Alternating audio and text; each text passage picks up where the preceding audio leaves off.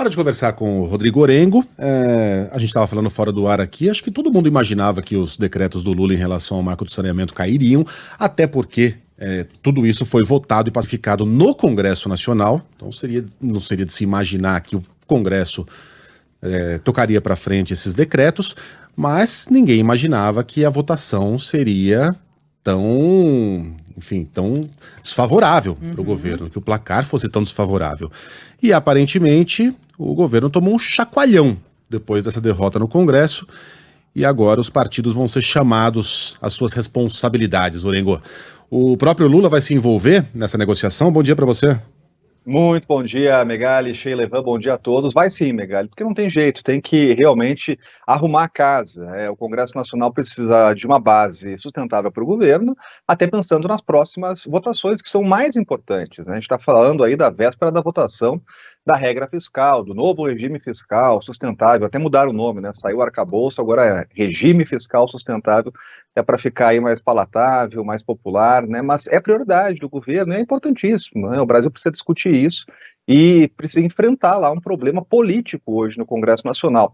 Foi um recado, uma lição, né? E há uma necessidade, Megali, tem uma expressão aí que é freio de arrumação. Essa é uma expressão do líder do governo na Câmara, José Guimarães, que nessa derrota foi até o microfone para cobrar os partidos, né? Estava dizendo o seguinte, olha, os partidos que são base do governo, os líderes que são aliados do governo estão orientando contra o governo. Agora, no fundo, Megali, a gente conversando aqui com parlamentares, né, partidos e pessoas influentes do Congresso Nacional, né, isso estava previsto já, era um recado que seria dado ao governo. A gente tem que lembrar que essa relação do executivo com o legislativo acabou mudando, parâmetros mudaram. Por quê? Porque nos últimos anos, né, tudo ficou ali em volta do chamado orçamento secreto, RP9, emendas do relator.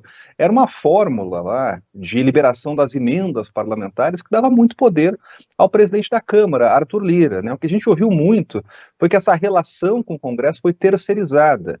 E Lira conseguiu manejar muito bem lá e conseguir votações importantes para o antigo governo, né? No novo governo, a regra mudou, teve um entendimento diferente do Supremo Tribunal Federal, e aí tem novas bases de negociação. A questão é essa. Na prática, Megali, o que vai acontecer? Na semana que vem, quando o presidente voltar de viagem, da coroação do rei Charles, né, ele já vai ter encontro com partidos, né? Vai cobrar fidelidade, até porque PSD, MDB, União Brasil, são partidos que cada um receberam lá 3 ministérios, indicaram 3 ministros. Se a gente for ver a radiografia da votação, é vexatório. Esses 3 partidos têm mais de 140 parlamentares, deixaram 8 votos para o governo, né? Então foi um recado claro. Há um problema hoje de articulação, há muita reclamação de parlamentares em relação à demora e incumprimento de acordos e acordos políticos. A gente sabe que quando a gente fala de acordo, é a liberação de emenda parlamentar, é a liberação de cargo comissionado, cargos de segundo, terceiro escalão, principalmente aqueles cargos nas regiões do país. E o presidente Lula, ele sempre foi muito conhecido, né, por ser um hábil articulador, por conseguir fazer muitos acordos com o Congresso Nacional, conseguir fazer passar no Legislativo propostas importantes, né? Então chegou a hora dessa conversa, vai ser um grande DR, a história da discussão de relações, né? Então os partidos vão conversar com o presidente, com os ministros que cuidam dessa área, para tentar melhorar esse clima e abrir caminho para essas votações importantes, né? No foco tem aí o regime fiscal, depois vai ter reforma tributária, então tem que melhorar o clima no Congresso e de forma urgente. No caso do marco fiscal, né, Orengo, tem aí uma pendência importante que tem gerado discussão, que é a punição ou não ao executivo, sem que haja uma criminalização. Enfim, essa é uma discussão importante, a gente até ouviu um pouco mais cedo aqui o que disse ontem o relator do projeto, enfim.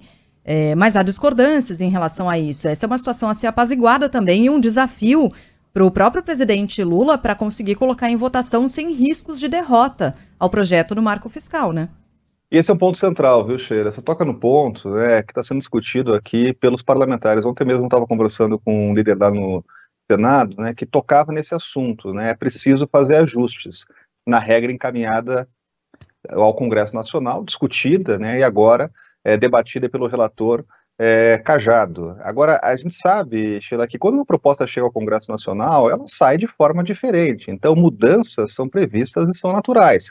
Esse é o ponto que vai ser mais discutido. Por exemplo, a oposição, ela já fala que vai aderir ao projeto porque tem interesse para o país, né? Então, esse é um projeto que é necessário, é urgente, tem que ter uma regra fiscal, não dá para esperar mais, né? Algo que entra no lugar do teto de gastos. Agora, ajustes precisam ser feitos para tornar a matéria viável e ter, inclusive, o apoio da oposição, né? E pelo que a gente conversa com parlamentares do Republicanos, até do PL, há uma disposição em votar e aprovar a regra fiscal, mas com alterações. E umas discussões mais importantes agora é justamente dessa possibilidade de punição, de responsabilização de gestores públicos que não cumprirem a regra fiscal. Isso vai estar no debate.